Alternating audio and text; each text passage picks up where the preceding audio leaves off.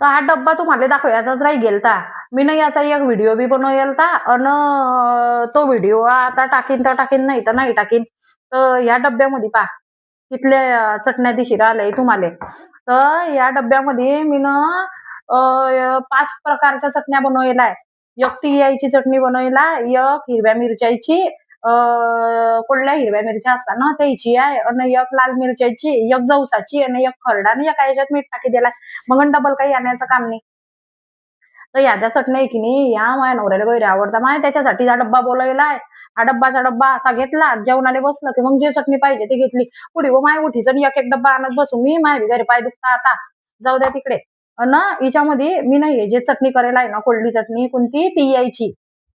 इतकी मस्त झाली आहे, इतकी मस्त झाली आहे की ही चटणी मी ना खाल्ली की मला माझ्या गोदाबाईचीच आठवण येते. आणि मग गोदाबाई इतली मस्तन करे, इतली मस्तन करे की थोडी फैसपुरी बी गेली की त्या फैसपुरी या पोळी सोबत तर कोल्डी चटणी खाल्ल्याशिवाय राहील ना माय. मी पण मी गैरीला आली होती, गैरीला आली होती मी पण, तरी बी मला ते अजून बी चव आठवते, गोयरी मस्त लागे ते.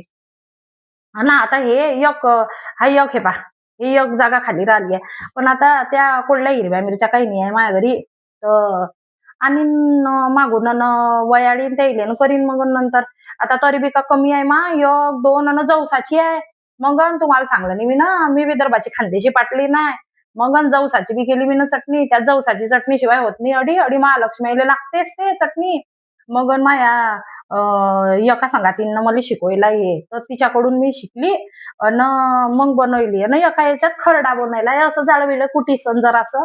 तो बी आवडतो गैरा, तर भाकर सोबत चांगला लागतो. तर मग असा डब्बा बनवलाय मी ना, मस्त जेवताना घ्यायचा आणि खायचा.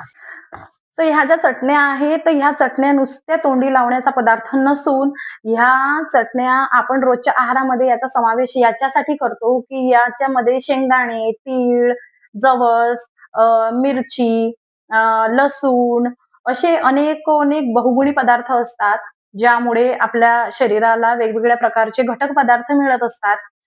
जसं शेंगदाणा ज्याने आपल्याला ऊर्जा आणि फॅट मिळतं. जवस, तीळ याने आपल्याला कॅल्शियम मिळतं, आयर्न मिळतं.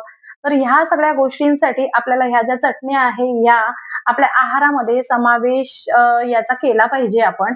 आणि याची सुद्धा मी रेसिपी टाकलेली आहे. आमची जी खानदेशची ट्रेडिशनल चटणी आहे त्याची मी रेसिपी टाकलेली आहे. तुम्हाला अजून जर का माझ्या बाकीच्या चटण्यांची रेसिपी पाहिजे असेल तर मला कमेंटमध्ये नक्की सांगा. मी तुमच्यासाठी त्या चटण्यांचा व्हिडिओ नक्कीच बनवेल.